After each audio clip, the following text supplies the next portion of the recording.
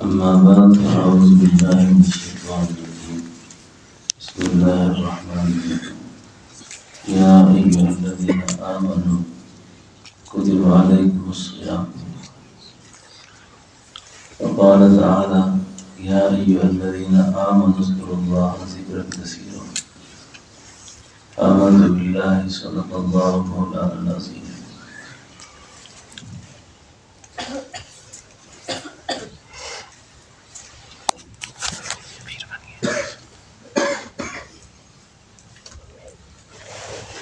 اللہ نے ہم سب کو اپنی یاد میں پیدا فرمایا ہے.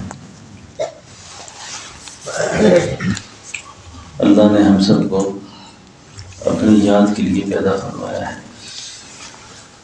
اور جب ہم میں سے اللہ کی مخلوق یعنی یاد کرنے والے ختم ہو جائیں گے تو پھر اللہ اس نظام کو تیز تیز کر دیں گے. اور جب دنیا میں ایک شخص بھی اللہ کو یاد کرنے والا باقی ہوگا، اللہ رب العالمین اجتماعی طور پر اس نظام کو نہیں لپیٹیں گے. بات سمجھ آ رہی ہے آپ کو؟ اس وقت دجالی تہذیب، شیاطین کے اثرات، حرام اور مشکوک کھانے، اس کا جو بہت زیادہ نقصان ہوا ہے وہ ہمارے نور ایمان پر ہوا ہے، اور نور ایمان پر وار ہونے کے باعث ہم سے ذکر کی توفیق سلب ہو گئی ہے.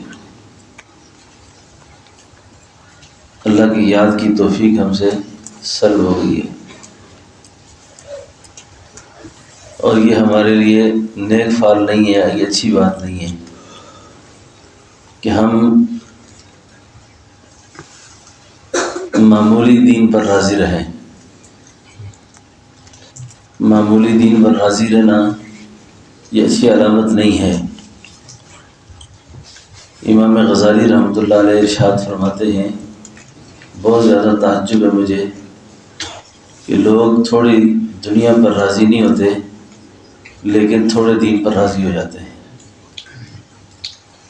اور دینداری کے جو معیار ہے، بعضوں نے نماز کو بنایا ہے، بعضوں نے صدقہ خیرات کو بنایا ہے، بعضوں نے روزے کو بنایا، عمرے کو بنا دیا، حج کو بنا دیا، لیکن وہ پورے اسلام میں اور پورے دین کے نور سے وہ محروم ہیں.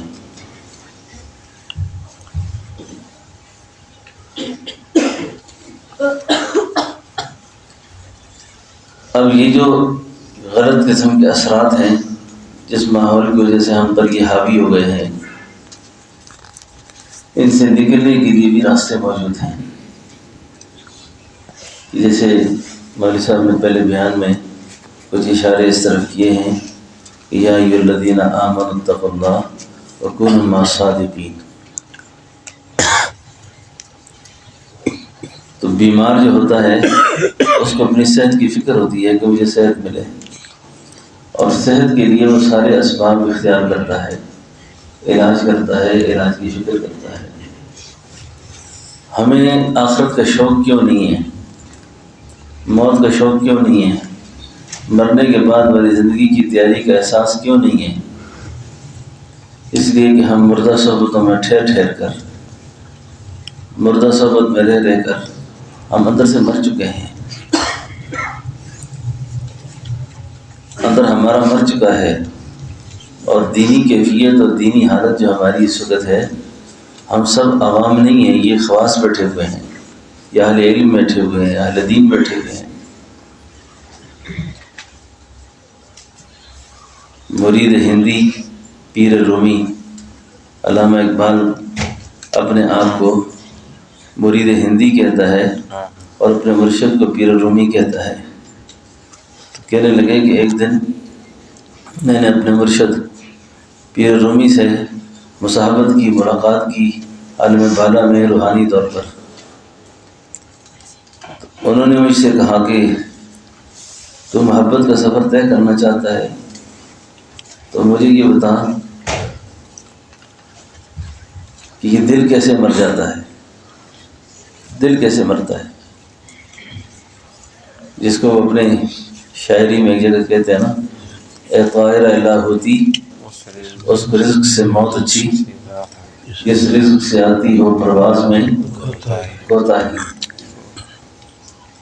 اے طائر الہ ہوتی یعنی لاہوت ایک مقام ہے، اے اللہ کے بندے تو لاہوت کا آدمی تھا، تیری پرواز اور تیری سیر تو لاہوت میں ہونی تھی، تو اپنی پرواز کو کیوں گرا بیٹھا؟ اشارہ کیا کہ میں نے عرض کیا کہ دل کے مرنے کے جو اسباب ہیں ان میں سے ایک حرام ہے، سبحان اللہ، حرام ہے۔ اے طائر الہ ہوتی اس رزق سے موت اچھی، جس رزق سے آتی ہو پرواز میں کوتاہی، جس رزق سے آتی ہو پرواز میں تہیہ کر لیا کہ میں نے حرام نہیں کھانا، حرام نہیں کھانا۔ اور اللہ کی شان یہ ہے کہ اللہ نے اپنے بندوں کو مجبور نہیں بنایا، رزق کا وعدہ کیا نا، اور مجبور نہیں کیا کہ آپ کی مرضی ہے کہ آپ حرام کر کے کھائیں یا اس کو حلال کر کے کھائیں۔ اور جو اللہ نے آپ کو دینا ہے وہ آپ کا مقدر ہے، اور مقدر اللہ تعالیٰ پہاڑوں کی نیچے سے نکال کے دیتے ہیں۔ تو مجھ سے پوچھا دل کیسے مرتا ہے، تو میں نے کہا حرام سے۔ اور روح کی جو اجتماعی موت ہے نا، بدنگاہی، نگاہ کا غلط استعمال، زبان کا غلط استعمال، دانتوں کا غلط استعمال، ہاتھوں کا غلط استعمال، یعنی جتنے اعضاء و جوارح ہیں، جب یہ اللہ کی حرام کردہ چیزوں کو حلال استعمال میں لاتے ہیں کہ حرام کر لیتے ہیں، پھر روح مر جاتی ہے، پھر روح مر جاتی ہے۔ تو کہنے لگے کہ مجھ سے نے ایک مقام پہ پوچھا کہ اس وقت جو اللہ کے پیارے ہیں، عارفین ہیں، وہ کس حال میں ہیں، ان کی کچھ علامتیں بھی عرض کرو، بتاؤ۔ کہ گفت کہ دین عارفاں، میں نے کہا کہ گفتم کے دید، گفتم کے دید، وہ اللہ آپ کے جمال اور آپ کے دید کے، آپ کی ملاقات کے شوق میں ان کی روح ہر وقت تڑپتی ہے۔ کہا یہ جو عام مسلمان ہیں اس وقت، خواص کی تعداد تو کم ہے، ان کا کیا خیالات ہیں آپ؟ کہا بس گفت و شنید، گفت و شنید، بس سنی سنائی میں گزارے کر رہے ہیں، اور آپ کو ملنے کا شوق کسی کو نہیں ہے، آپ کو ملنے کا شوق کسی کو نہیں ہے، سب دنیا کے مارے ہوئے ہیں، اسی پریشانی میں ہے کہ دنیا نہ رہ جائے، دنیا ہم سے۔ تو کیا خیال ہے تمہارا کہ دنیا بچ جائے گی ان کے پاس؟ کہا نہیں، کہا مجھے میرے مرشد رومی نے یہ کہا، یہ بہت پرانا سبق مسلم میں دیکھا تھا، مجھے میرے مرشد رومی نے کہا کہ ان دنیا داروں کو کہو، ان دنیا داروں سے جا کے یہ بات کرنا کہ میں نے ایک دن دنیا کو دیکھا تھا جس کا منہ ٹوٹا ہوا تھا اور دم اس کی پھٹی ہوئی تھی، تو میں نے اس سے پوچھا تھا کہ کون ہے تو؟ اس نے کہا حضرت میں دنیا ہوں، میں مال ہوں، میں دنیا ہوں۔ کہ تیرے چہرے سے کیا ہوا، تیری دم کیسے پھٹ گئی؟ اس نے کہا جب آئی آپ جیسے لوگوں کے پاس، جب آئی آپ جیسے لوگوں کے پاس جو دنیا کی ساری عیاری اور مکاری کو سمجھتے ہیں، تو انہوں نے تھپڑ رسید کیے اور میرے حال یہ کر دیا، اور جب گئی دنیا داروں کے پاس تو انہوں نے مجھے کھینچنا شروع کیا، کھینچنا شروع کیا، کھینچنا شروع کیا، نہ تو وہ مجھے پا سکے نہ حاصل کر سکے، ان پر جو وقت مقررہ تھا موت کا وہ آن پہنچا، اور ہاتھ ملتے ملتے افسوس کرتے کرتے وہ دنیا چھوڑ کے آ گئے۔ اور یہ انجام کے اعتبار سے ان کے لیے بہت بھیانک اور بہت نقصان دہ ثابت ہوا کہ نہ ان کو وصال مل سکا اور نہ دنیا کو حاصل کر سکے، یہاں بھی ذلیل ہوئے اور وہاں بھی ذلیل ہو گئے۔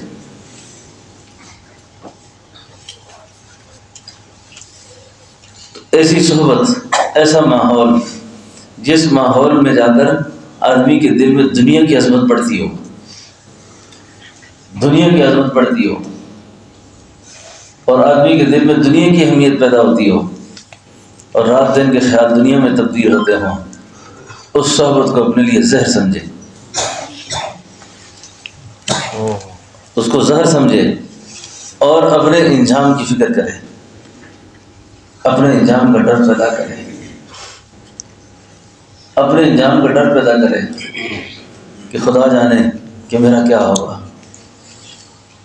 پتہ نہیں آج اقبال مجھے کیوں یاد آئے، اپنی اسی شاعری میں کہتے ہیں، خرد مندوں سے کیا پوچھوں کہ میری ابتدا کیا ہے۔ یہ اس آیت کی تفسیر ہے اس کی، وَمَنْ زُحْزِحَ عَنِ النَّارِ وَأُدْخِلَ الْجَنَّةَ فَقَدْ فَازَ، کہ جو جہنم کی آگ سے بچا دیا گیا اور جنت میں داخل کر دیا گیا، فقط فاز، بس وہ کامیاب ہوا۔ کہتے ہیں خیرت مندوں سے کیا پوچھوں کہ میری ابتدا کیا ہے، مجھے تو یہ غم رہتا ہے، مجھے تو یہ فکر رہتی ہے، میری انتہا کیا ہے، میری انتہا کیا ہے، جس سے میری روح اور بدن کی آپس میں جدائی ہوگی، جس دن ہمارا روح اور بدن آپس میں آخری دعا سلام ہوگا ان کا، پتہ نہیں اس وقت میری کیا کیفیت ہوگی، اس وقت میری کیا کیفیت ہوگی۔ تو کہا مجھ سے مولا روح نے پوچھا کہ جو بندہ خدا ہوں گے، جب ان کی روح اور بدن آپس میں جدا ہوں گے، تو میرے رومی پیر نے یہ کہا، تو ہندی مرید نے آگے سے جواب میں کہا کہ ان کے چہروں پہ تبسم ہوگی، ان کے چہروں پر تبسم، اور وہ مسکراتے ہوئے چہرے کے ساتھ ملک الموت کا استقبال کریں گے اور اپنے روح اللہ کے حوالے کریں گے۔ خوشا نصیب کہ آج میں اپنی جان سے گیا، خوشا نصیب کہ آج میں اپنی جان سے گیا، اچھا ہوا یہ حجاب درمیان سے گیا، اچھا ہوا یہ حجاب درمیان سے گیا۔ اور جن کو اللہ تعالیٰ اپنے نام کی محبت اور اپنی ذات کی عقیدت اور احترام دیتے ہیں، تو وہ اس کمینی دنیا میں اپنے آپ کو نہ تو ضائع کرتے ہیں، نہ اس کے لیے پاگل ہو کے پھرتے ہیں۔ آج ہر دوسرا آدمی کہتا ہے مجھے انزائٹی ہو گئی ہے، آج دوسرا آدمی کہتا ہے جی میں ٹینشن میں ہوں۔ یہ انزائٹی کیا ہوتی ہے؟ انزائٹی کیا ہوتی ہے؟ کسی درویش سے پوچھا کسی نے کہ انزائٹی کیا ہوتی ہے؟ کہا انزائٹی یہ ہوتی ہے اللہ جب کچھ چاہ رہا ہو اور بندہ کچھ چاہ رہا ہو، جب دونوں کی مرضی میں اختلاف پیدا ہو جائے تو انزائٹی ہو جاتی ہے۔ دونوں کی مرضی میں کیا ہو جائے؟ اختلاف ہو جائے۔ مالک کچھ چاہتا ہے اور مخلوق کچھ چاہتی ہے، اب ہوگا کیا؟ جو اللہ چاہیں گے، جو اللہ چاہیں گے، جو اللہ چاہیں گے۔ آپ کے اور میرے بیشتر مسائل اسی میں ہیں کہ ہم اپنی چاہت کو اللہ کی چاہت کے تابع کر دیں، اللہ کی چاہت کے تابع کر دیں۔ یقین جانیں دنیا تو شے کوئی نہیں، دنیا تو چیز ہی کوئی نہیں۔ دنیا کیا چیز ہے؟ شیخ نثار فتح صاحب رحمۃ اللہ علیہ کے ایک شعر یاد آیا، وہ فرمایا کرتے تھے ہم سے پوچھو مزے فقیری کے، ہم سے پوچھو مزے فقیری کے۔ یہ شیخ علی جناب کیا جانے، یہ شیخ علی جناب کیا جانے کہ اللہ رب العالمین کا نام لینے والوں کو اللہ کتنا پرسکون رکھتے ہیں، اللہ کتنا خوش رکھتے ہیں اللہ ان کو۔ یہ سچ بات ہے، یہ حقیقت ہے یہ کہ ہم اللہ کو یاد کرنے والے ہو جائیں۔ تو حرام کی بات عرض کر رہا تھا، حرام کی، تو حرام کا اثر یہ ہوتا ہے کہ انسان کا دل مردہ پڑ جاتا ہے، آنکھ خشک ہو جاتی ہے، رقت ختم ہو جاتی ہے، دل کی ندامت رخصت ہو جاتی ہے، ندامت ختم ہو جاتی ہے۔ اور آپ حیران ہوں گے کہ آپ جس چیز کے پیچھے لپک رہے ہیں، میں جس چیز کے پیچھے لپک رہا ہوں، اللہ نے وہ سب کچھ حلال اگر میرے حصے میں لکھا ہوا ہے تو وہ مجھے دوڑائے بغیر اللہ مجھے گھر میں دے دیں گے۔ اسی لیے نبی علیہ السلام نے ارشاد فرمایا کہ جو آدمی حرام سے بچنے کا اہتمام کرتا ہے، جو آدمی حرام سے بچتا ہے، اللہ تعالیٰ وہی چیزیں اس کے لیے حلال گھر میں مہیا کر دیں گے، اللہ اس کو حلال عطا کریں گے۔ ایک صحابی کے بارے میں آتا ہے کہ وہ ایمان لے آئے تو پہلے سے چوری کی عادت تھی، ان کو چوری کی عادت۔ اب بڑے پریشان ہیں، بھوک لگی ہوئی ہے، کیا کریں؟ کھانے کا کوئی سامان نہیں ہے لیکن بھوک لگی ہوئی ہے، اب کریں تو کیا؟ صاحب الغرض جو ہوتا ہے وہ پاگل ہوتا ہے، مجنون ہوتا ہے، وہ اپنے لیے ہاتھ پاؤں مارتا ہے، راستے تلاش کرتا ہے کہ کہیں سے میں اپنے معاملے کو سیدھا کروں۔ تو کسی سے اس نے پوچھا کوئی ایسا گھر ہو جو خالی ہو۔ کسی نے اس کو مشورہ دیا کہ فلاں صحابی تھے، اللہ کے نام پر کٹ گئے ہیں، شہید ہو گئے ہیں، اس گھر میں چوری کا اچھا موقع ہے، اچھا موقع ہے۔ یہ آدمی اس گھر میں گیا، ہانڈیاں تیار تھی، کھانا تیار پڑا تھا، بھوک سخت تھی۔ اب کھانے کی طرف ہاتھ بڑھایا، کھانے کی طرف ہاتھ بڑھایا کہ بھوک لگی ہوئی ہے، کھانا کھاؤں۔ اللہ کے نبی یاد آ گئے۔ یہ جس کتاب میں یہ واقعہ لکھا ہوا ہے، یہ جو شیخ کی کتاب ہے، اس نے مسائل سلوک کا استنباط کیا ہے احادیث کے اندر ایسے واقعات سے۔ بخاری کے اندر بھی ایسے واقعات آتے ہیں اور دیگر کتابوں کے اندر بھی ایسے واقعات آتے ہیں جس سے مسائل سلوک کا استنباط ہے کہ جو نسبت کا اثر ہوتا ہے نا آدمی کا، نسبت کے فوائد میں سے دیگر اگر اس کو کوئی فوائد ملتے ہیں یا نہیں ملتے، یا ان کا احساس اس کو ہوتا ہے یا نہیں ہوتا، اس کی مثال نے دی ہے کھانا کھانے سے۔ ابھی اگر آپ نے کھانا کھایا ہے، ابھی تو آپ کچھ محسوس نہیں ہوا، لیکن وہ کھانا آپ کا جزو بدن بن گیا ہے، کھانا آپ کا جزو بدن بن گیا ہے۔ جب وہ موقع آئے گا، وہ وقت آئے گا، اس وقت پہ آپ کی نسبت جاگ جائے گی۔ آپ کی نسبت کیا ہوگا؟ اب یہ اللہ کے نبی کا مرید تھا، آج کہتے ہیں میں فلاں اللہ والے سے مرید ہوا تو مجھے یہ فائدہ ہوا، یہ فائدہ ہوا۔ اب جو پیروں کے پیر سے مرید ہوئے ان کی کیا شان ہے۔ اب اتنی نصیحت، کھانا کھانے کے لیے ہاتھ بڑھایا، اللہ کے نبی یاد آ گئے، نسبت دیوار بن کے کھڑی ہو جاتی ہے۔ اس لیے صحابہ معصوم تو نہیں تھے لیکن محفوظ ضرور ہیں، محفوظ۔ اللہ نے ان کو نفس کی اس کیفیت میں ڈال دیا ہوتا ہے کہ جس کیفیت میں اللہ ان کو اطمینان نصیب فرماتے ہیں، اطمینان کی دولت دے دیتے ہیں، اور ان کو اپنے نفس پر ایک خاص قسم کی گرفت آ جاتی ہے جو عام لوگوں کو نہیں ہوتی، جس کو قرآن نے کہا یا ایتھا النفس المطمئنہ، یہ ایک خاص قسم کی کیفیت ہے۔ اب کھانے کے لیے ہاتھ بڑھایا، رسول اللہ یاد آ گئے، چھوڑ دیا۔ کھانا جب چھوڑا، سامان باندھا، خیال آیا یہ بھی تو حرام ہے، سامان بھی چھوڑ دیا۔ عورت کی عزت پہ حملہ کرنے کا خیال آیا، جب عورت کی طرف بڑھے پھر اللہ کے نبی یاد آ گئے، کھانا بھی چھوڑ دیا، سامان بھی چھوڑ دیا، عورت کی عزت پہ بھی حملہ نہیں کیا، سیدھا واپس آئے۔ کتابوں میں لکھا ہے کہ جب یہ واپس آئے تو اللہ کے حبیب علیہ السلام کی خدمت میں پہنچ آئے تو تھوڑی دیر کے بعد ایک خاتون آئی اور اس خاتون نے آ کے عرض کیا یا نبی اللہ، مجھے اپنی عزت کا تحفظ چاہیے، مجھے اپنی عزت کا تحفظ چاہیے، یعنی میرا نکاح ہو جائے۔ حضور نے پوچھا کیا ہوا؟ فرمایا حضرت اللہ کے حبیب رات میرے گھر چور آیا تھا، رات میرے گھر چور آیا تھا، میرے کھانے سے اس نے ڈھکن اٹھایا، کھانا نہیں کھایا، سامان باندھا ہوا رکھا وہ بھی چھوڑ گیا، قریب تھا کہ وہ میری عزت پہ حملہ کرتا، لیکن اس نے ایسا نہیں کیا۔ اب مجھے ڈر لگ گیا ہے۔ اللہ کے حبیب نے اس مہاجر کی طرف، اس پردیسی کی طرف اشارہ کیا، ادھر آؤ، نکاح کرنا چاہتے ہو؟ نکاح کرنا چاہتے ہو؟ کہ جی حضور غریب آدمی ہوں، پردیسی ہوں، مسافر ہوں۔ اللہ کے حبیب نے اس خاتون کے ساتھ آپ کا نکاح کر دیا، اور اس خاتون سے فرمایا یہ آپ کے شوہر ہیں، لے کے جاؤ اپنے گھر۔ صحابی چلتے چلتے اسی گھر تک جا پہنچے جس گھر میں رات چوری کے لیے گئے تھے، جہاں چوری کے لیے گئے تھے۔ اب وہ تینوں چیزیں اللہ نے حلال کر دی، کھانا بھی حلال ہو گیا، سامان بھی حلال، عورت بھی حلال۔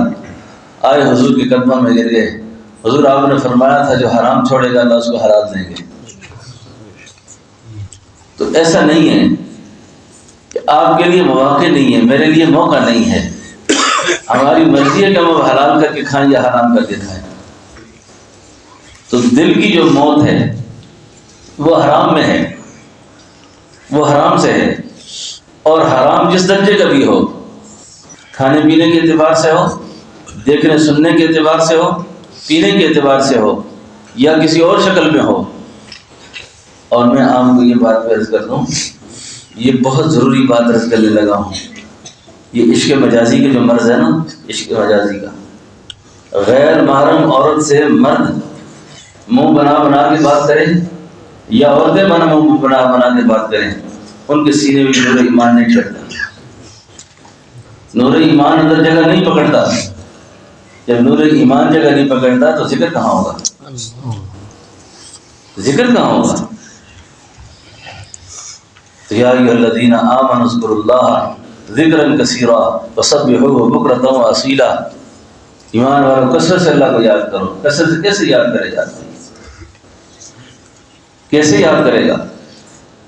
2-4 تسبیحاں پڑھی یہ کثرت ہے؟ نہیں، بلکہ دل اللہ کی یاد میں مست رہے۔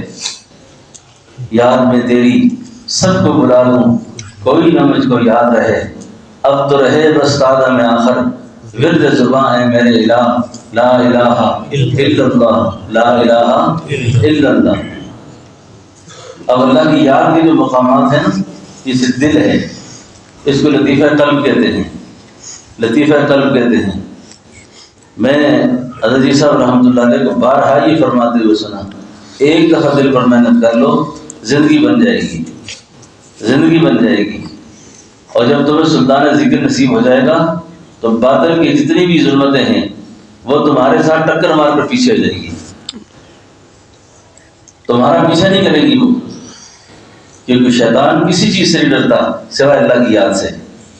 اس لیے حدیث میں آتا ہے کہ ہر انسان کے دل کے پاس ایک شیطان، ایک جن، شیطانوں میں سے، جنوں میں سے ایک شیطان ہے۔ ایک صحابی نے پوچھا حضور آپ کے قلب مبارک کے پاس بھی؟ فرمایا میرے قلب کے پاس اللہ نے ایک فرشتے کو بٹھا دیا ہے جو مجھے صحیح بات الہام کرتا ہے۔ اب دیکھیں فراست ختم ہو گئی ہے نا۔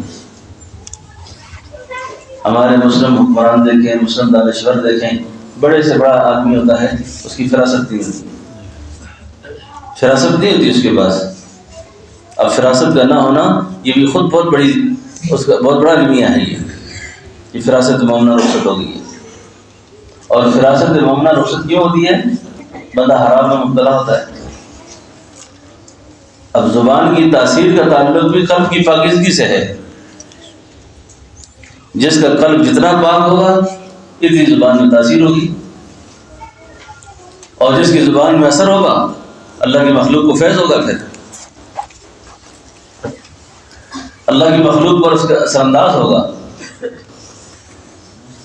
لیکن آج کیا ہوا کہ دل کا نور رخصت ہو گیا، دل کی کیفیت ختم ہو گئی، اندر کی انگیٹھی سرد پڑ گئی ہے، اندر کی انگیٹھی میں سردی ہے، گرم نہیں ہے کہ یہ ماحول کو گرم کر دے، ماحول کو گرم کر دے۔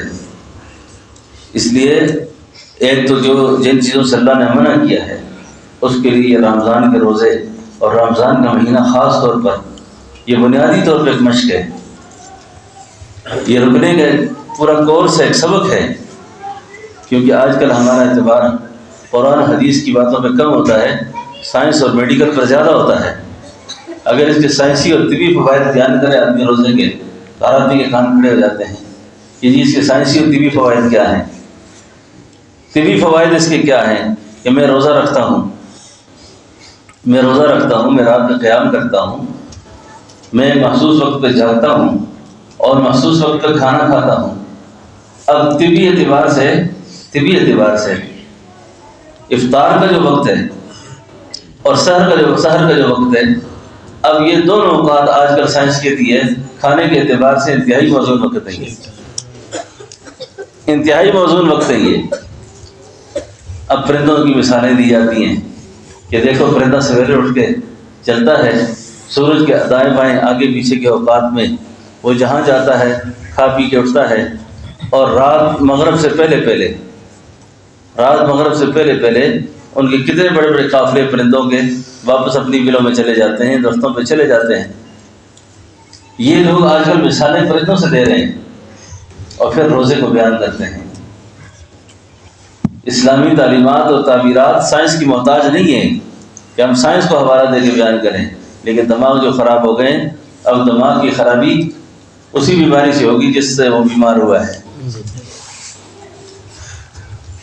کتب علیکم الصیام، آپ پر روزہ فرض ہے، آپ پر روزہ فرض کیا گیا ہے، آپ روزہ رکھیں۔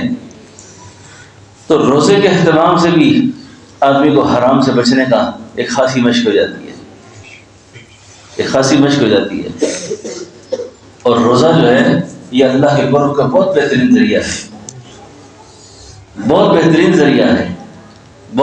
ذریعہ ہے کہ آدمی کو اس عمل کے بدلے میں اللہ خود جزا بن کے ملتے ہیں۔ الصوم لی وانا اجزی بھی، روزہ میرے لیے ہے اور میں اس کی جزا ہوں۔ اب آپ کی تنہائی میں پانی بھی آپ کے پاس پڑا ہوا ہے، پیاس بھی لگی ہوئی ہے، آپ کو کھانا بھی آپ کے پاس رکھا ہوا ہے اور خواہش بھی ہے کھانے کی، لیکن آپ نہیں کھاتے۔ اسی طریقے سے جس طرح آپ روزے کے اندر ان ساری چیزوں سے رکے ہیں اور رک رہے ہیں، اسی طریقے سے شریعت کے باقی احکام اور اعمال کے اندر بھی اللہ جل شانہ اسی کیفیت میں رکھے کہ آپ تنہائی میں بیٹھے ہوئے ہیں، کوئی نہیں دیکھتا، موبائل آپ کے پاس ہے، آپ دنیا کا جو گند دیکھنا چاہیں آپ دیکھ سکتے ہیں، لیکن آپ کی آنکھ کی پتلی غلط حرکت نہیں کرتی،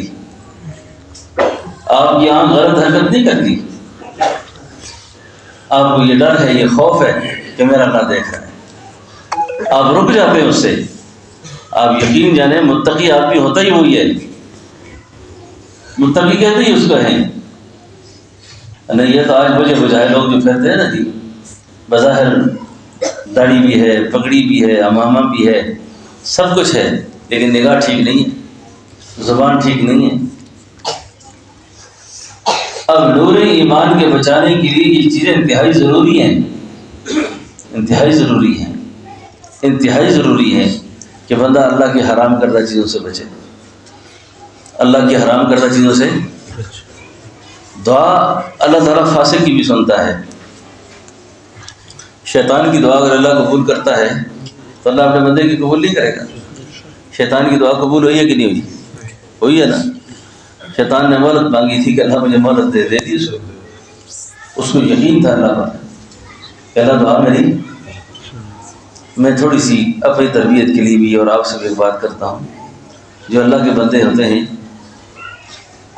ہم جب کسی پریشانی میں پھنس جاتے ہیں نا، پریشان تو ہر آدمی ہے، کوئی اولاد سے پریشان ہے، کوئی بیوی سے پریشان ہے، کوئی خاندان سے، کوئی رزق سے، کوئی قرض سے، کوئی مرض سے، گناگون مسائل ہیں ہر آدمی کے، گناگون مسائل ہیں، لیکن وہ کتنا سعادت مند آدمی ہوگا جب دعا کرتا ہو اور دعا میں یہ کہتا ہو کہ اللہ میں نے تیری ساری حرام کردہ چیزوں کو اپنے اوپر حلال نہیں کیا، تیری کسی حرام کردہ چیز کو اپنے اوپر حلال نہیں کیا، تو اے اللہ جو چیزیں تو نے حلال کی ہیں وہ مجھ پہ حرام نہ کر، اللہ تو مجھ پہ حرام نہ کر۔ حضرت شاہ حکیم اختر صاحب رحمۃ اللہ علیہ، میں اکثر ساتھیوں کو کہتا ہوں، اگر کسی کتاب کو پڑھنے سے آدمی کو فیض آتا ہو نا، فائدہ ہوتا ہے، اس دور کے اندر بہت بڑا آدمی تھا وہ، جس کی کتاب کے ہر صفحے پہ پڑھنے سے آدمی کو سالک کو بہت بڑا حوصلہ ملتا ہے۔ آپ فرماتے ہیں کہ میں کسی بیماری میں مبتلا ہو گیا، بے ہوش ہو گیا، اسپتال میں پڑا تھا، تو میں نے اللہ سے دعا کی، اے اللہ 17 سال عمر تھی، ایک بندہ خدا کے ہاتھ پہ ہاتھ رکھا تھا، شیخ عبدالغنی پھول پوری کے ہاتھ پہ ہاتھ رکھے تھے، اور انہوں نے مجھ سے جب بیعت لی تھی، توبہ کرائی تھی، تو میں نے اللہ تیری ساری حرام کردہ چیزوں کو حرام سمجھا تھا، یہ نظر میں نے کسی غیر محرم کے لیے کبھی نہیں اٹھائی، یہ زبان سے، کان سے، اعضاء و جوارح سے اللہ میں نے کبھی تجھے ناراض نہیں کیا۔ اللہ تیری کسی حرام کردہ چیز کو جب میں نے اپنے وہ حلال نہیں کیا، تو یا اللہ جو چیزیں حلال ہیں وہ مجھ پہ حرام نہ کرنا، اللہ مجھ پہ حرام نہ کرنا۔ ایسی بات ہم کر سکتے ہیں؟ آنکھ ہے تو وہ گندی کی ہوئی ہے، زبان ہے تو وہ گندی کی ہوئی ہے۔ مجھے بڑے افسوس کے ساتھ ایک بات کرنی پڑ رہی ہے اور بڑے صدمے سے کرتا ہوں۔ پہلے میرا خیال یہ تھا کہ جن لوگوں کی شادیاں ہوتی ہیں، نکاح ہوتے ہیں، یہ بڑی پاکیزہ زندگی گزارتے ہیں، بڑی پاکیزہ زندگی گزارتے ہیں، اور ہوتا ہے نکاح طہارت کا ذریعہ ہے، پاکیزہ زندگی کا ذریعہ ہے، اور جس آدمی کو اللہ یہ زندگی دے دے اس کے بعد بھی وہ بیماری کرے تو وہ اللہ کا بہت بڑا باغی ہے، اللہ کا بہت بڑا نافرمان ہے وہ۔ اب رمضان کے مہینے میں بھی نکاح نہیں بچتی، ٹائم پاس کرنے کے لیے گانے سنتے ہیں، وقت گزارنے کے لیے سوشل میڈیا کا غلط استعمال کرتے ہیں۔ اب یہ ایک ناگزیر قسم کی چیز بن چکی ہے کہ اب یہ تو کسی کو نہیں کہہ سکتا کہ موبائل چھوڑ دے، لیکن کم از کم ابھی رمضان کا مہینہ آنے والا ہے اور قریب ہے۔ جس طرح زبان پینے سے رکتی ہے، کھانے سے رکتی ہے، اس طرح آنکھ بے حیائی کو دیکھنے سے رک جائے، بے غیرتی کو دیکھنے سے رک جائے۔ اور عورتوں کے لیے خاص طور پر انہوں نے مردوں کو بے غیرت بنا دیا ہے۔ میرے مزاج تبلیغ میں یہ بات نہیں ہے کہ میں آپ کو اکساؤں عورتوں کے خلاف، اور میں ہمیشہ جب بات کرتا ہوں تو اس میں یہ بالکل مد نظر رکھتا ہوں کہ سختی سے گھر میں جا کے بات نہ کریں کہ عورتوں سے آپ سختی سے موبائل چھڑا دیں، لیکن ایک بہت بڑا سوالیہ نشان ہے کہ جو عورت باہر غیر محرم مردوں سے پردہ کرتی ہے تو وہ جو موبائل میں دیکھتی ہے وہ مامے چاچے ہیں اس کے مامے چاچے ہوتے ہیں۔ اس مرد کی غیرت کہاں مر جاتی ہے؟ اس کی غیرت کہاں مر جاتی ہے؟ کہاں مر جاتی ہے اس کی غیرت؟ لیکن بات یہ ہے کہ دجالی فکر کا، دجالی تہذیب کا اتنا عروج ہے کہ تھوڑی سی بات کرو۔ میں نے پچھلے کئی بیانوں میں آپ سے ایک بات کی، ایک ساتھی نے مجھے کہا، میں نے بیوی کو کہا کہ نماز کے ٹائم اٹھو، بس وہ بدبخت اٹھتی کیا ہے، مجھے طلاق دے دے، مجھے طلاق دے دو۔ اب یہ طلاق کا مطالبہ اتنا آسانی سے زبان پر نہیں آیا اس کے، پتہ نہیں اس نے موبائل کے اندر کیا کیا گن دیکھے ہیں، اور یہ لعنت کیسے سوار ہوئی ہے دماغ پر، یہ کیسے آئی ہے یہ؟ تو کم از کم رمضان المبارک کا جو مہینہ ہے، اس مہینے کے اندر اس مشق کو بچوں اپنے گھروں میں بھی جا کر اس کی تعلیم کریں، اس کی تبلیغ کریں، ٹھیک ہے نا، اس کی ترغیب دیں۔ نبی علیہ السلام نے فرمایا کہ سارے لوگ جنت میں جائیں گے مگر علت دیوس، بغیرت آدمی جنت میں جائے گا۔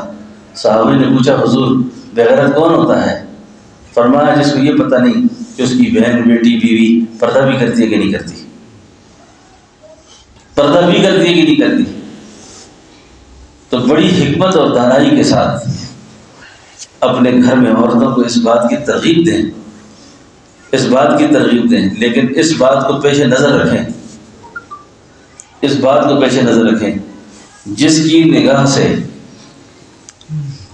یہ دعوت کا مرکزی نقطہ ہے، دعوت کا مرکزی مضمون ہے۔ آپ بچتے ہیں، آپ بیغم ہو جائیں، آپ نہیں بچتے، آپ کی بیوی نہیں بچ سکتی، آپ کی بہن نہیں بچ سکتی، آپ کی بیٹی نہیں بچ سکتی، کیونکہ آپ خود نہیں بچ رہے، آپ خود نہیں بچ رہے۔ آج جو آپ کے لیے باعث تسکین بن جاتی ہیں، آپ کے ٹائم پاس کرنے کا ذریعہ ہوتی ہیں، پتہ نہیں کس کس کے دل میں ان عورتوں کے لیے جذبات بنتے ہیں جو آپ کے لیے احترام کے رشتے ہوتے ہیں، آپ کے لیے احترام کے رشتے ہوتے ہیں، جن کے بارے میں آپ سوچ بھی نہیں سکتے کہ ہمارے ان احترامات والے رشتوں کے ساتھ کوئی آدمی نامناسب رویہ رکھے. اس لیے جس کی زبان، جس کی کان، جس کی آنکھ سے کسی غیر کی بیٹی محفوظ نہیں، تو وہ اپنی بہن بیٹی کے بارے میں کبھی اچھا گمان نہ رکھے. ایک اللہ والوں کے حکایات کے اندر میں نے پڑھا کہ ایک نیک عورت، ایک نیک خاتون کہیں شادی ہو کر گئی. تو جب وہ شادی ہو کر گئی تو اس کا خاوند گھر نہیں تھا. جب واپس آیا اس نے اپنے شوہر سے کہا کہ آپ فلاں وقت کہاں تھے؟ چور کو ڈر ہوتا ہے نا. فلاں وقت کہاں تھے؟ اس نے کہا خیریت ہے. اس نے کہا خیریت نہیں ہے. اس نے کہا مجھے اپنے بھائی پہ بھی اعتماد ہے، اپنے باپ پر بھی اعتماد ہے، اپنے ماموں پر بھی اعتماد ہے، چچا پر بھی اعتماد ہے. جتنے میرے محرم رشتے ہیں ان محرم رشتوں نے کبھی بھی خیانت نہیں کی، کبھی بھی خیانت نہیں کی. لیکن ہوا ایسا ہے کہ کل میرے دروازے پر ایک بھیک مانگنے والا آیا تو میں نے اس کو کچھ دینے کے لیے بار ہاتھ کیا. اس نے میرے ہاتھ کو پکڑ لیا اور اس نے میرے ساتھ بد اخلاقی کی ہے. تو میں نے اپنے باپ کو، اپنے بھائیوں کو، بیٹوں کو نصیحت کرتے ہوئے یہ دیکھا تھا کہ بیٹو جو کچھ تم کرو گے تمہاری بہنوں کے ساتھ، تمہاری اولادوں کے ساتھ، تمہارے رشتوں کے ساتھ وہی ہوگا. اس نے کہا ہاں تو ٹھیک کہتی ہے. جس وقت یہ واقعہ ہوا اس وقت خود میں کسی ایسے گناہ میں مبتلا تھا، کسی ایسی حرکت میں مبتلا تھا. بات سمجھ رہے میری؟ تو احتساب نفس اپنی ذات سے شروع ہوتا ہے، اپنے آپ سے شروع ہوتا ہے. اس لیے کئی دفعہ ابھی بیغم ہوتا ہے، اس کو پتا ہوتا ہے کہ میں شیطان نہیں ہوں، میں غلط نہیں ہوں، اللہ میری پردہ پوشی کریں گے، اللہ میری تربیت فرمائیں گے، اللہ میری حفاظت کریں گے. اور اس کو گمان کیوں ہوتا ہے؟ اس کو اللہ پر اعتماد ہوتا ہے کہ میں نے کبھی حرام توب نہیں کی، میں نے کبھی غلط کام نہیں کیا، تو میرے ساتھ نہیں ہوگا یہ. اور کبھی ایسا واقعہ ہو بھی گیا تو وہ کسی آزمائش میں ہوگا، کسی وجہ سے ہوگا.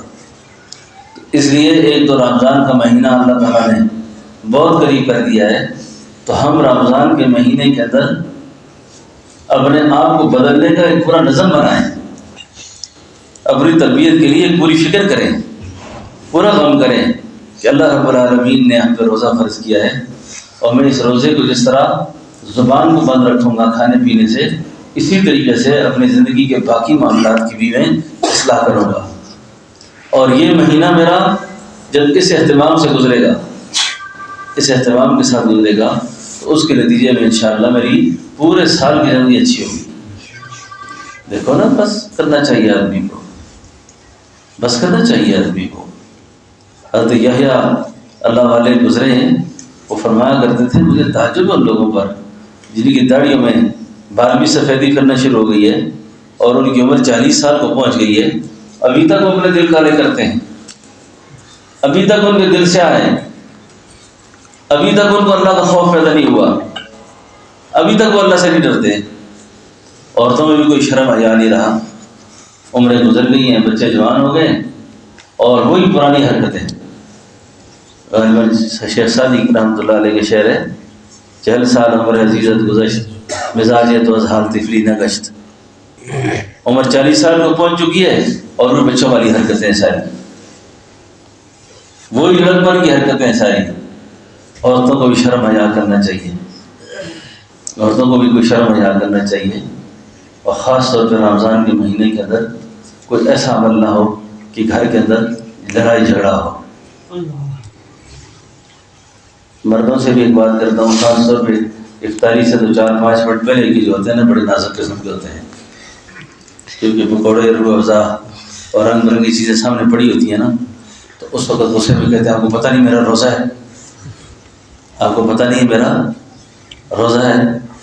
مطلب وہ سمجھتے ہیں کہ پوری دنیا میں اسی اکیلے آدمی کا روزہ ہے، سمجھے نا. تو اس وقت بھی ماں دادی یاد کرتے ہیں، بعض نانیوں کو بھی یاد کرتے ہیں، پیچھے پورا خاندان یاد کرتے ہیں، گالی گلوچ کرتے ہیں. اس طرح نہیں کرنا چاہیے، اس طرح نہیں کرنا چاہیے، بہت احتیاط کرنی چاہیے. اور عورتوں کو بھی تھوڑی بریک لگا کے رکھنی چاہیے. عورتوں کو بھی جب سمجھ آیا کہ ماحول کشیدہ ہو رہا ہے تو کشیدگی سے بچنے کے لیے دونوں ایک دوسرے سائڈ مار لیں. ٹھیک ہے عثمان صاحب؟ صحیح ہے نا؟ آپ بات سمجھ آئی ہے میری؟ اس کا بہت زیادہ خیال رکھیں. جب خیال رکھیں گے انشاءاللہ تو اس سے بہت فائدہ ہوگا. اچھا بہت فائدہ ہوگا. اللہ والوں نے اسی نسبت پر نا ایک اللہ والے نے بڑی عجیب حکایت لکھی ہے کہ کسی اللہ کے نیک بندے سے کسی کا اصلاحی تعلق بن جائے نا، نسبت قائم ہو جائے، باقی اس کو کوئی فائدہ زیادہ ہو نہ ہو، جب وہ غلطی کرے گا نا اس کو اس کا اندر کا مفتی متوجہ کرے گا، اندر کا مفتی متوجہ کرے گا.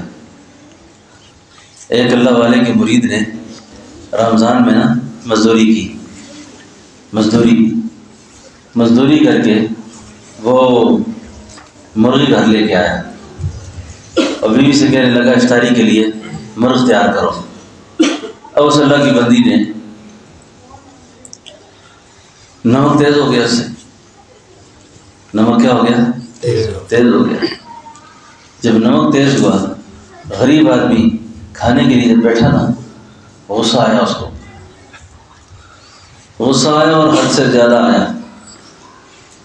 غصے میں دل کیا کہ بیوی کو اٹھ کے 2-4 لگاؤں اور گالیاں بھی دوں اس کو. عین اسی وقت پر جب گالی دینے کا موڈ ہوا نا تو اس کو اپنی بیٹی یاد آ گئی. اپنی بیٹی یاد آ گئی. اس لیے کسی کی بیٹی کی اہمیت بندے کو اس وقت تک نہیں ہوتی جب تک اپنی بیٹی کسی کے گھر تک نہ پہنچ جائے. اب جس وقت ہاتھ بڑھایا بیٹی یاد آئی. اگر اس وقت میری بیٹی سے بھی یہی غلطی ہوتی جو میری بیوی سے ہوئی ہے اور مجھے اطلاع ملتی کہ داماد صاحب نے اس کو گالیاں بھی دی ہیں اور مارا بھی ہے تو مجھ پہ یہ رات کیسے گزرے گی؟ بس یہ احتساب نفس ہے. اس کو احتساب نفس کہتے ہیں. جس وقت یہ خیال آیا نا اسی وقت اٹھ کے مسجد چلا گیا، نماز پڑھی. آتے جاتے غصہ ٹھنڈا ہو گیا. بیوی نے کہا کھانا، کہا طبیعت نہیں ہے، چھوڑ دیا. چند دن کے بعد یہ فقیر فوت ہو گیا. کسی اللہ والے کو خواب میں آیا، پوچھا بتاؤ بھائی کیسے گزری؟ فرمایا زندگی کے اعمال تو ریاکاری کی نظر ہو گئے، سارے دکھلاوے کی نظر ہو گئی، کہ کس طرف گیا کہ کس طرف گیا. میری بخشش اللہ نے اس واسطے کی کہ فرمایا تو میری بندی کے ساتھ جو تو نے میری رضا کے لیے صبر کیا تھا، جا میں تجھے بخشتا ہوں، جا میں تجھے معاف کرتا ہوں، میں تجھے معاف کرتا ہوں. تو یہ رمضان کا مہینہ اس طرح تربیت کا مہینہ ہے کہ آدمی نے خود غور فکر کرنی ہے. اچھا ہاں، اپنی اصلاح کی فکر کرنی ہے. اور یہ کھانے پہ، میٹھے پہ نمک کم تیزہ ہونے پہ یہ کوئی انسان کی علامت نہیں ہوتی کہ وہ پلیٹیں اٹھا کے مارے. پلیٹیں اٹھا کے مارتے ہیں نا بعض جگہ، سننے میں آتا ہے نا، پلیٹ اٹھا کے مار دیا، سرن پھینک دیا، یہ میرے کھانے کا ہی. یہ اللہ کی نعمت کی بہت بڑی ناقدری ہے، بہت بڑی ناقدری ہے. البتہ اپنے ذوق سے اطلاع کرے آدمی کہ میں میٹھا کم پیتا ہوں، نمک کم کھاتا ہوں، لیکن اس پہ لڑائیاں نہ بنایا کرے، اس میں ماحول خراب نہ کرے، اس میں ماحول خراب نہ کرے. سمجھ آ رہی ہے نا آپ کو؟ ماحول خراب نہ کرے. تو رمضان کا مہینہ یہ غمخواری کا مہینہ ہے، تربیت کا مہینہ ہے، اصلاح کا مہینہ ہے. تو یہ بچے آپ جو میری بات سن رہے ہو نا، اپنے گھروں میں بھی جا کے ان باتوں کا مذاکرہ کرنا ہے اور جماعت کی نماز کو نہیں چھوڑنا، مسجد میں نماز کا اہتمام کرنا ہے اور اوروں کو بھی مسجد میں لانا ہے. اور ہر بچہ اپنے ساتھ یہ کوشش کرے کہ آئندہ سال جب مدرسے میں آئے تو اس سال کی کمائی میں پوری کوشش کرے کہ 4 آدمی 6 بچوں کو 5 بچوں کو تیار کر کے اگلے سال مدرسے میں بھیجے. مدرسے کے لیے بچوں کو تیار کرے. کیا ہو تم بھی قرآن کے حافظ بنو، آپ بھی قرآن یاد کرو، قرآن کی حفظ، قرآن کی دولت کو حاصل کرو. تو اس طرح کا ماحول ہر آدمی اپنے گھر میں بنائے. اور خاص طور پر رمضان شریف کے اندر تلاوت قرآن، تلاوت کا اہتمام، اور سحری کے وقت اٹھ کر نوافل کا اہتمام،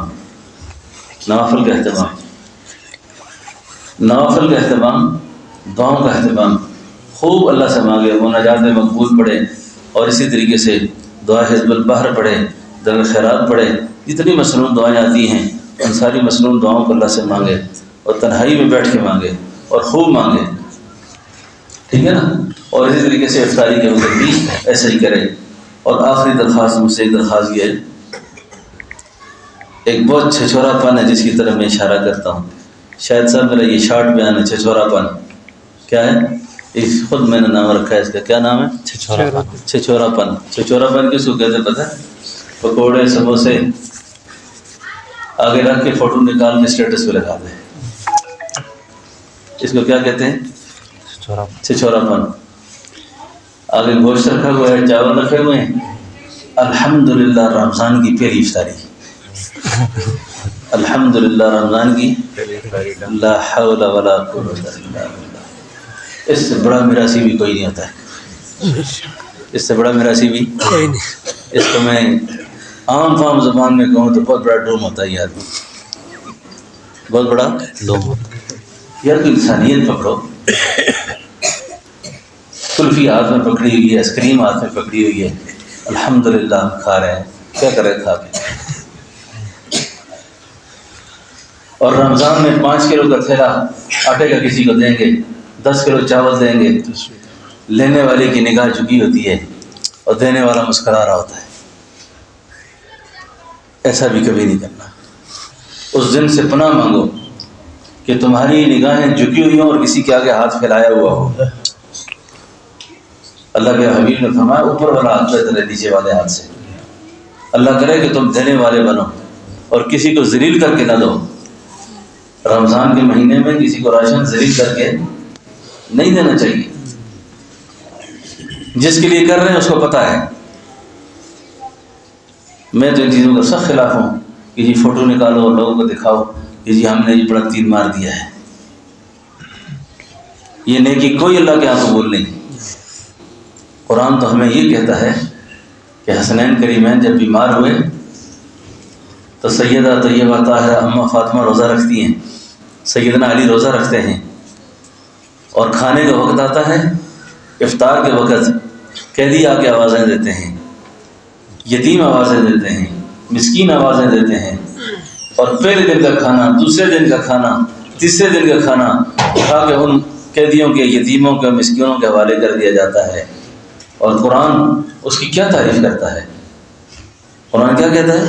وَيُطْعِمُونَ الطَّعَامَ عَلَىٰ حُبِّهِ مِسْكِينًا وَيَتِيمًا وَأَسِيرًا إِنَّمَا نُطْعِمُكُمْ لِوَجْهِ اللَّهِ إِنَّمَا نُطْعِمُكُمْ لَا نُرِيدُ مِنكُمْ جَزَاءً وَلَا شُكُورًا إِنَّمَا نُطْعِمُكُمْ لِوَجْهِ اللَّهِ لَا نُرِيدُ مِنكُمْ جَزَاءً وَلَا شُكُورًا۔ ہم یہ سارا کچھ کیوں کرتے ہیں؟ حضرت مولانا بجلی گھر صاحب رحمہ اللہ فرمایا کرتے تھے کہ نصیر الدین غروشی رحمۃ اللہ علیہ، جن کو شاہ ولی اللہ سرحد کہا جاتا تھا، شاہ ولی اللہ سرحد جن کو کہا جاتا تھا، کہتے ہیں کہ ایک زمانہ پہ کراچی سے کوئی آدمی مرید ہونے آیا، اس نے کھانا کھایا، اس زمانے میں اس نے ہدیۃً 600 روپے دیا۔ کتنا؟ 600 روپیہ۔ حضرت نے فرمایا یہ پیسے اپنے پاس واپس رکھو، آج پہلی ملاقات ہے تمہاری، انما نطعمکم لوجہ اللہ، ہم نے یہ کھانا کیوں کھلایا ہے؟ اللہ کے لیے، لا نرید منکم جزاء ولا شکورا۔ مولانا بجلی گھر بڑا عارف آدمی تھا، بڑا دبنگ آدمی تھا، کہتے وہ اٹھ کے باہر گئے تو میں نے کہا حضرت پیسے مت پکارو گھر، حضرت کے پیسے مجھے چاہیے تھے، اگر آپ نہ لیتے تو مجھے دے دیتے۔ تو آگے سے انہوں نے ایک گال بھی نکالی نا، ان کی عادت تھی گال نکالتے تھے، بعض بزرگوں کی عادت ہوتی ہے نا توڑ کے نکالتے ہیں، تو وہ گالی تو میری عادت نہیں ہے کہ میں نکالوں، لیکن انہوں نے کہا میں تیرے ساتھ اس کو بھیج رہا ہوں، راستے میں ٹھگا کے لے لینا سے، راستے میں اس کو قابو کر لینا اور اس سے وصول کر لینا، لیکن ہماری عادت یہ ہے انما نطعمکم لوجہ اللہ، انما نطعمکم لوجہ اللہ لا نرید منکم جزاء ولا شکورا. اللہ کے لیے کھلانا بس. ہمارا کوئی مقصد اس میں نہیں ہے کہ ہم کل اس کے گھر جائیں گے، یہ بھی ہمیں کھلائے گا، اس سے تعلق رکھیں گے اور اس کو دیں گے. خود مجھے ایک آدمی نے کہا کہ اگر کہ فلاں آدمی کو کہیں مجھے عشر نہ دیا کرے، زکوٰۃ نہ دیا کرے، مجھے شریعت ہے. کہتا جی پورا سال بگاڑ کراتا ہے مجھ سے. اتنے مجھے انڈا ہوئے تھے، اتنے دروازہ کھول ہوئے، یہ کر ہوئے وہ کر ہوئے. مجھے نہ ایسا عشر چاہیے نہ ایسی زکوٰۃ چاہیے. مجھے غلام بنا دیتا ہے، مجھے نوکر بنا دیتا ہے یہ. اور میں اپنی غریبی کی وجہ سے سارا سال اس کے آگے آنکھیں نیچے رکھے رہتا ہوں. کبھی بھی ایسا نہیں کرنا. ایسے لوگوں کو بھیک مانگتے ہوئے دیکھا ہے جنہوں نے کسی کی غریبی کے ساتھ استہزاء کیا ہو، کسی کی مجبوری کو دیکھ کر اس سے فائدہ اٹھایا ہو، اس سے نفع اٹھانے کی کوشش کی ہو. تو آدمی اللہ کے غضب سے نہیں بچ سکتا کبھی بھی. اپنی اصلاح کی طرف غور کریں، فکر کریں کہ اگر اللہ نے مجھے دینے والا کر دیا ہے تو میں اس کو فیس بکوں پہ شیئر نہ کروں، اس کو شیئر نہ کروں. اس کو جو اللہ کے لیے کام کرتے تھے نا، جو اللہ کے لیے، سبحان اللہ، صحابہ کا ذکر کریں، اللہ کے پیاروں کا ذکر کریں. آج چھوٹا سا کوئی کام کرتا ہے اس کو بڑھا کے پیش کرتا ہے. ہمارے حضرت فرمایا کرتے تھے جو نام کے لیے کرے گا نا، نہ اس کا نام ہوگا نہ کام ہوگا. اور جو اللہ کے لیے کرے گا اللہ اس کا نام بھی بڑھا دیں گے، کام بھی بڑھا دیں گے. اللہ اس کو، ٹھیک ہے. اب چھوٹے کو آسمان بنا کے پیش کرنا کہ جناب ہم نے اتنی بڑی دین کی خدمت کر دی ہے اور اتنا بڑا کارنامہ کیا ہے. مدائن فتح ہوا، کسریٰ کے بادشاہ کا تاج جو صحابی لے کر آئے تھے، علی میاں رحمۃ اللہ علیہ نے بڑے درد کے ساتھ اپنے خطبات میں اس واقعے کا ذکر کیا ہے. فرمایا ہم نے کیا کیا ہے، ہماری دعوت سے کتنے لوگ ٹھیک ہوئے ہیں. اگر دو چند آدمیوں کو ہماری دعوت کا اثر پہنچا ہے اور جب تک ہم نے اس کو کیش نہیں کیا اس وقت تک ہمیں سکون نہیں ہوا. اور اس پر بڑی خاص بات آپ کو سناؤں. فرمایا جس کو جس نسبت کی وجہ سے جتنی شہرت ملے اتنی آزمائش اس کی. آپ پر اتنی ذمہ داری تھی، آپ نے اپنے حصے کا کام کیوں نہیں کیا؟ آپ نے اپنے حصے کا کام کیوں نہیں کیا؟ لوگ آپ پر اعتماد بھی کرتے تھے، آپ کے بات سے بھی متاثر تھے، آپ نے اللہ کی رضا کے لیے کام کیوں نہیں کیا؟ علی میاں فرماتے ہیں کہ مدائن فتح ہوا، کسریٰ کے بادشاہ کا تاج جو صحابی لے کر آئے، کہتے ہیں میں نے بھی تاریخ کے اوراق کو بہت کھنگالا ہے، تاریخ کے اوراق کو بہت کھنگالا کہ کہیں سے مجھے اس صحابی کا نام مل جائے، لیکن نہیں ملا.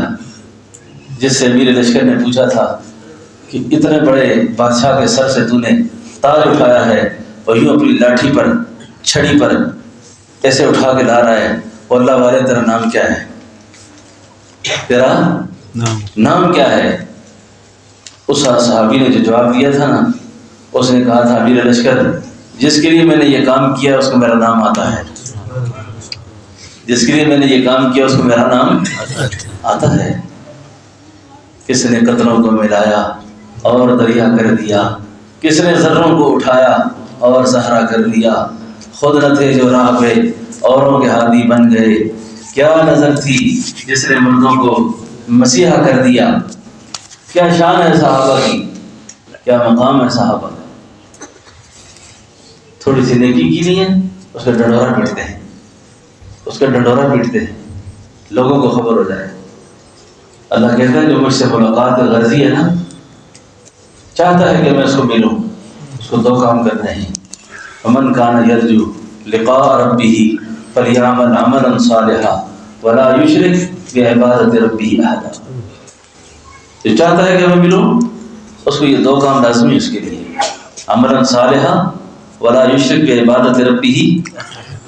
میرے لیے کرے، بس میرے لیے، کوئی اس میں کسی کا شریک نہ کرے کسی کو. تو یہ رمضان کا مہینہ ہمیں احتساب نفس پر آمادہ کر دے اور ہماری تربیت ہو جائے، تربیت ہو جائے. تو اس لیے ایک تو رمضان کے مہینے میں جسے زکوٰۃ ہے نا،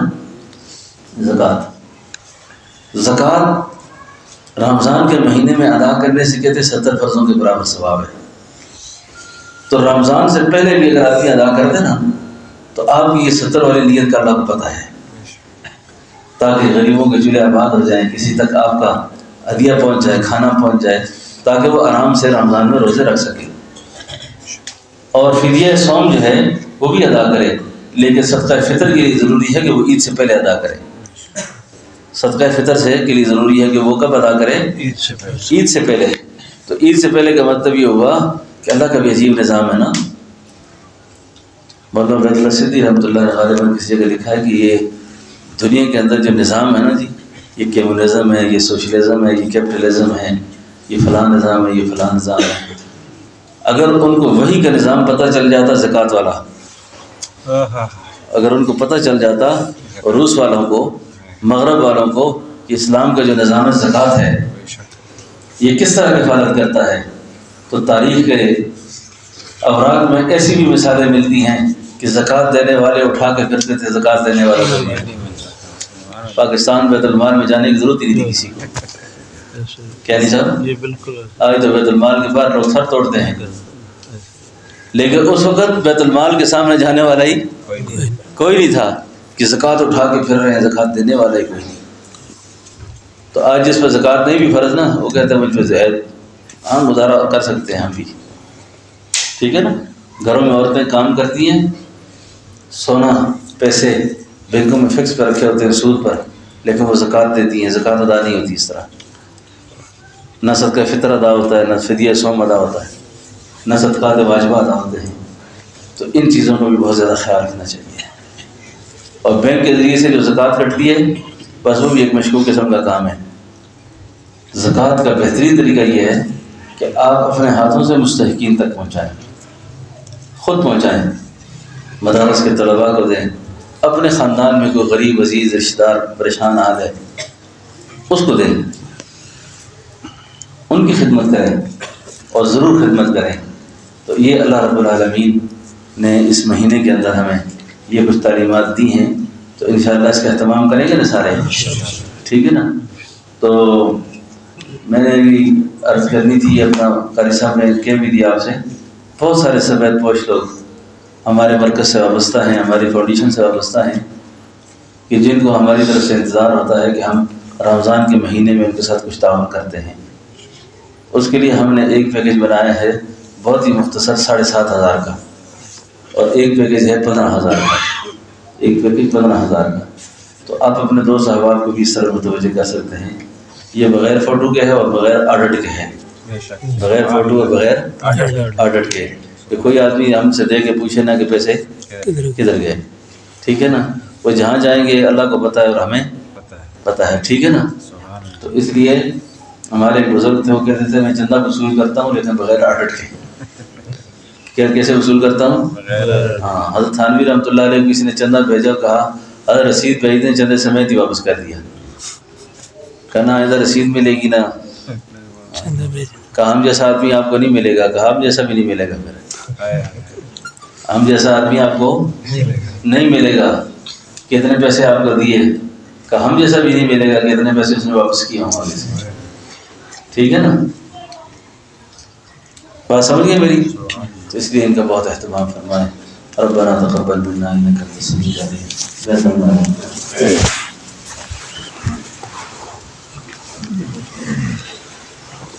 کلمات توبہ سبھی ادھر پڑھ لیں.